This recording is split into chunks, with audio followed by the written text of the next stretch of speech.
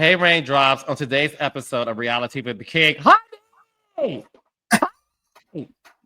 Okay, I know where I was when JR got shot on Dallas. I know where I was when Beyonce dropped her surprise album. I know where I was when Kimberly Kardashian was on the cover of another magazine breaking the internet. Bitch, I know where I was when Dave Quinn creative directed the digital cover that is leaving all of us gagging of Porsha Williams, formerly of Porsha Gorbadia, serving Angela Bassett teas, waiting to exhale character, honey, with the cover of People magazine. Cop this now. People magazine cover star Porsha Williams is ready to exhale. We have to talk to the journalist. Hey, Porsha, pun intended. Dave Quinn Conkite, honey. Carlos, I am so thrilled that this is out and that you love it so much. Thank you so much for your kindness and for having me here, as always. My favorite person to talk to.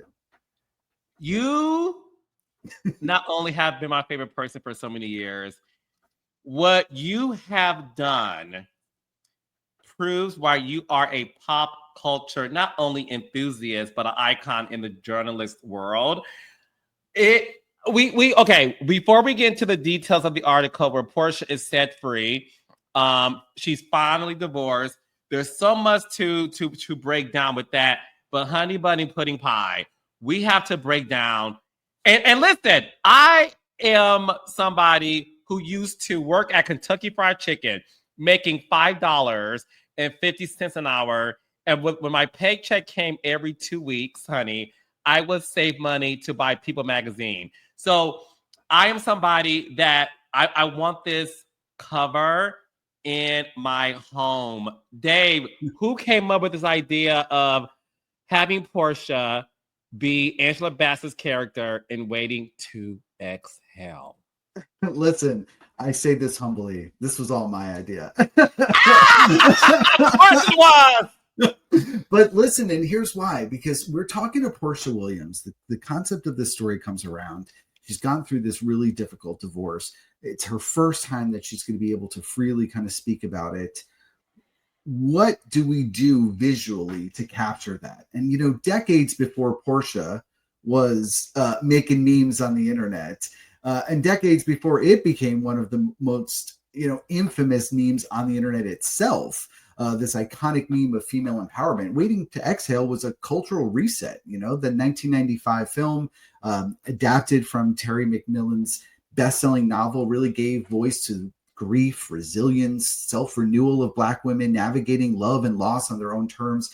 It offered this vision of healing, of heartbreak, of self-discovery, of someone stepping into their own power. And I just thought it was so important that if we were going to look at Porsha as an example of what I consider to be Black excellence in reality TV, why not marry her with something else that I really believe in the culture is the ultimate example of Black excellence, of empowerment and of strength. So I wanted to frame her in these photos as not someone who was a victim, not someone who was centering herself in the image of a man. That was really important to me, that she's her own woman, and that we're really celebrating where she is at this place in her life, which is she's gone scorched earth, man. She has stepped through that fire, and she is really now rebirthing herself as a stronger, more powerful woman than ever before. I mean, the character that Angela Bassett played, which is Bernadine Harris, is somebody that is infamously known with the car blow-up scene, with being in the court. So talk to us about the images, because not only did you guys recreate the iconic scene where Bernadine Harris, played by Angela Bassett, blew up the car from her ex-husband, you guys also did a lot of iconic moments from the movie itself. So can you talk us through some of those creative concepts as well? Yeah, it was funny. We were really thinking full scale here, right? Originally, I was just like, we got to have her with the car scene, mimicking that incredible meme that we all know and love so well. And from there, that sort of became the blueprint to what else can we do to make it make sense and to sort of fill it all out. So we did that scene where Bernadette's in the mirror, she's sort of brushing her hair, and her husband comes in to tell her that he's leaving her. And that's sort of, she has that moment of realization that it's all over. We did that scene. We did the scene in the courtroom where she sort of has her victory and has her justice. And it was great. I mean, we built all of this in a beautiful house in Atlanta, all of these incredible sets. The courtroom was built in like the corner of someone's living room, essentially. And when Porsha walked in and saw it, she said, I need a courtroom in my house. Like, it was hilarious.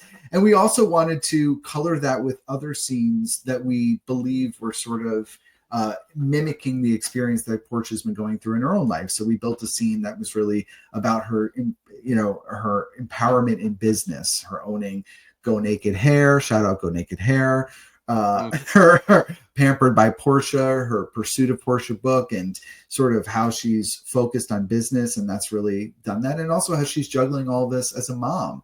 We got Pilar on set and really did a great shot with Pilar. And I have to tell you, Carlos, of all the divas in the room that day, myself included, Pilar was the one. Oh, really? What was she giving?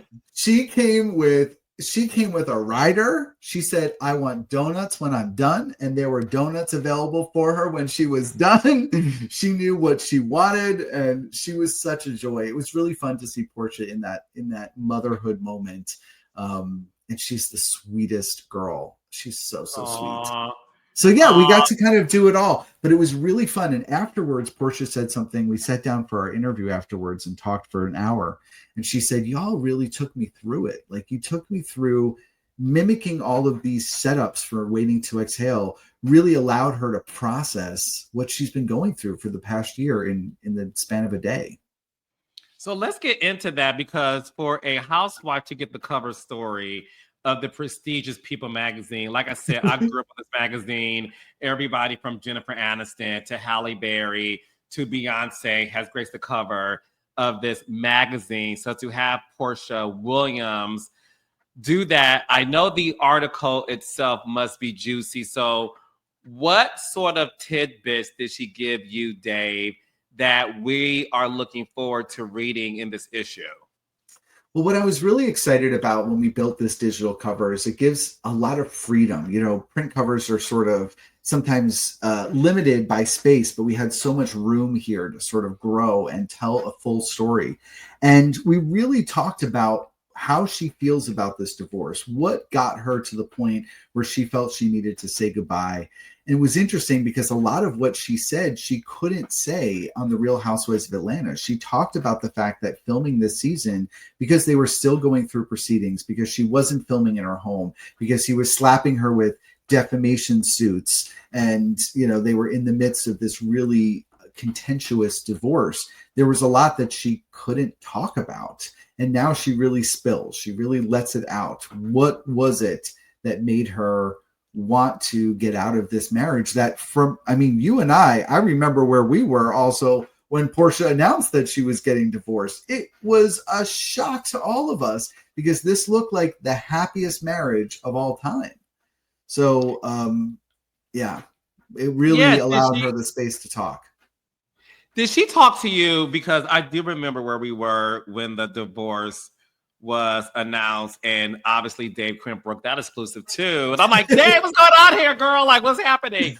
But what did Porsha tell you about what led up to the moment of her deciding to file? Because was it something she thought about for months, for weeks, or was it for days before she filed?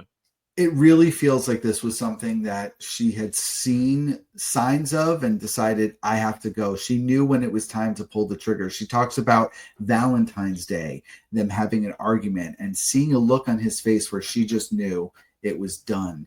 I asked her, how do you see the red flags? And she laughed. She's like, you're asking me?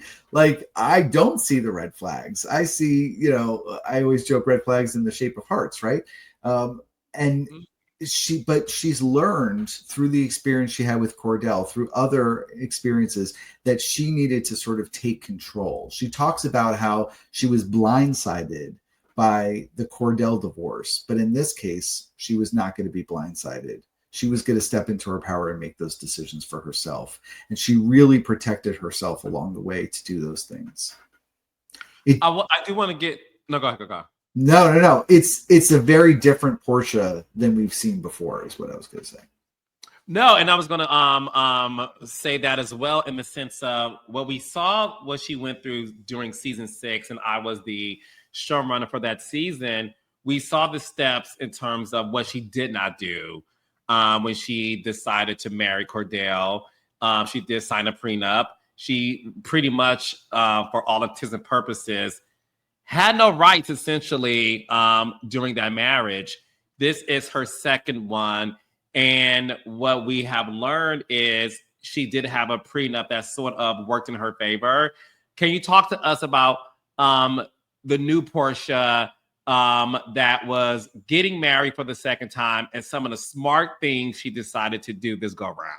Yeah, that prenup is the smartest thing she decided to do this go around. She made sure that she was legally where she needed to be. And that prenup is ultimately what got enforced. You know, the ruling that that was decided on by the judge just on June 11th.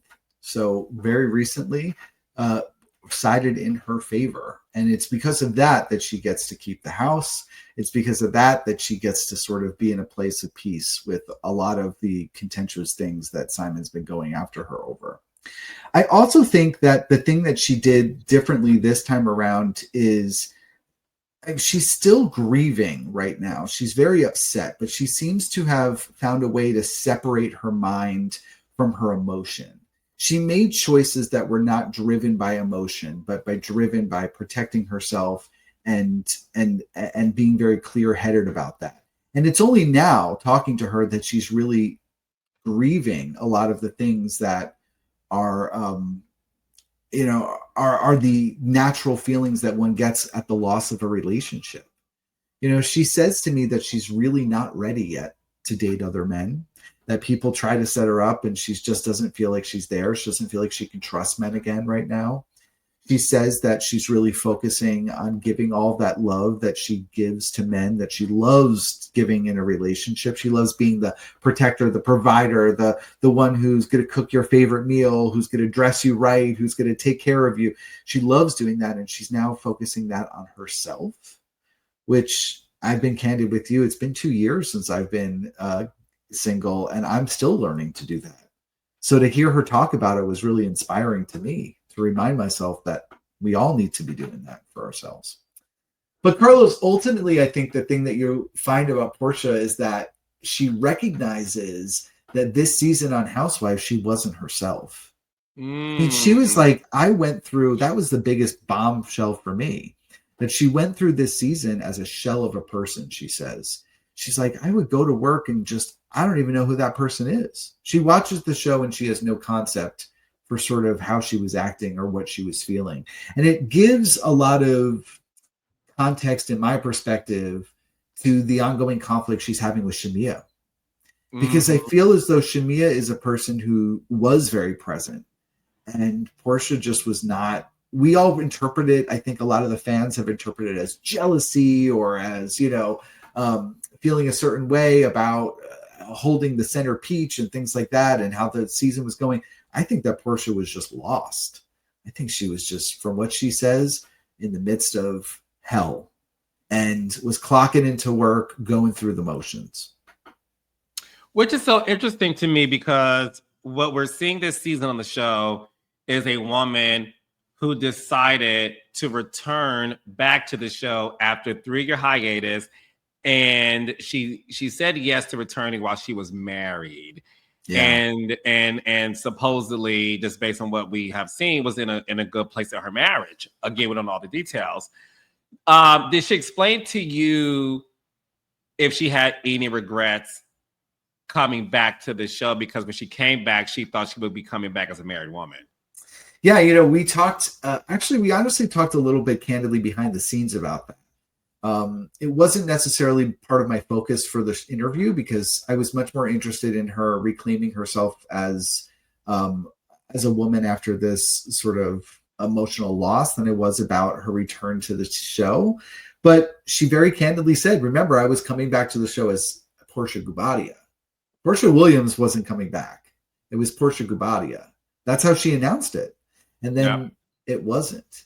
I think that she's in a place now from our conversations where she's really excited to go back to filming and do it again because she's sort of gotten now the ability to take a deep breath. I didn't realize until she really explained it to me how difficult it was to film an entire season not being in your house. And we've seen other housewives do this before. You know, we've seen plenty of housewives not film at their home. But the fact that she wasn't allowed to, she didn't really have that center thing holding her to the ground. So she felt like she wasn't able to really show who she was. Which makes a lot of sense because everybody's home is their sanctuary. It's your safe space. So the fact that, I mean, I didn't think about that as well. When you're not even able to be in your safe haven, doing the job that you love, but also a job that is intense because you have to talk about uncomfortable things. I didn't realize that until you said it, Dave, that is another sort of like mind fuck when you're shooting a reality show and the reality is I cannot film in my house. So one thing we do know is her divorce is final. She did get awarded a lot of things in her prenuptial agreement. She said to you she's not yet there in terms of dating. She's figuring things out. You have covered Porsha since the inception of her on the show, season 5. What was your takeaway based on this interview and you being around her? Do you feel like Porsha is the black J-Lo, the black Liz Taylor, to where she's not ready to date, but she's a hopeless romantic? Or do you think Porsha is somebody who is relearning who she is and there's a more stronger version of Porsha in the sense of dealing with the aftermath of this divorce that we will see next season on Housewives? Honestly, Carlos, I think both. I'm not going to put that label on her. I'll say that I think that she's the Jennifer Lopez of Bravo, because she does sort of have that that full-hearted, like hopeless romantic, wants to be in love thing, and that's still inside of her. I did ask her if she's getting married again, and she's like, "Yeah, I would do it." You know, she's not closed that she wants to be a wife again. So that's very much still a part of who Porsha is. And that, in that sense, lies, I think, with J-Lo. I mean, the thing I love the most about her is that she loves so deeply and so hardly. You know, she goes all in on her things. But I do think there's a lot of strength and wisdom that she's gained. Just like you said, she's elevating herself in a way. She's really learning from it because she could have been sitting there saying, F this dude, I'm out of here. You know what I mean? Like, I deserve better. I'm dating this guy. I'm dating that guy. But that's not what she was saying. I mean, she was really saying, I took stock. What did I do to cause this? What role did I play in the end of this? How do I make better choices going forward? How can I learn to love myself right now so I can give to somebody and not give all of myself and give in different ways? I mean, this was stuff that was very different than I think you've seen before from her. And even at the end of the chat, she tried a lot. I messed those I folded her a Candace Dillard Bassett triangle to make sure patent, but made sure that she got what she needed. But no, I mean, she really opened up a lot. And she said after the end that she was glad that the interview wasn't about saying mean things about another person, that it was about really owning who she is. And in that moment, I was really proud of that myself. I just think, you know, this from working with her, Porsha is somebody who has this amazing charisma, and she has the ability, when she is in a good mood, everybody is in a good mood. She is so kind and loving and warm and fun and funny. But when she's hurting, you all feel that too. She can really dictate the temperature of her room. And it was great to have her in a place where I think she felt safe and comfortable to both be open and emotional and still have fun with it. She brought champagne for the entire crew. I've never seen any in my years and years and years in the business. I've never seen a single celebrity end the day by celebrating everyone there with a toast. That says a lot for who she is. Yeah. It really does. And listen, it says a lot for who you are. The fact that you were able to get the exclusive interview with her post her divorce and to be able to give her an iconic cover that she deserves. Dave, Quinn, where can people pick up this magazine? Where can they go find it? Because I do want people to still read the article because listen, Dave Quinn is an amazing journalist. And to know that he got the exclusive post Porsha signed off divorce means we are in for a treat. And it was great because we shot all this before Reunion even filmed. So I'm excited to watch Reunion to see what comes after that.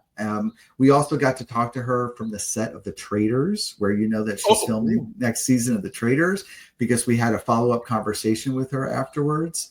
And I said to her, I said, Porsha, I know you're playing a game right now, but I'm glad to hear you already won.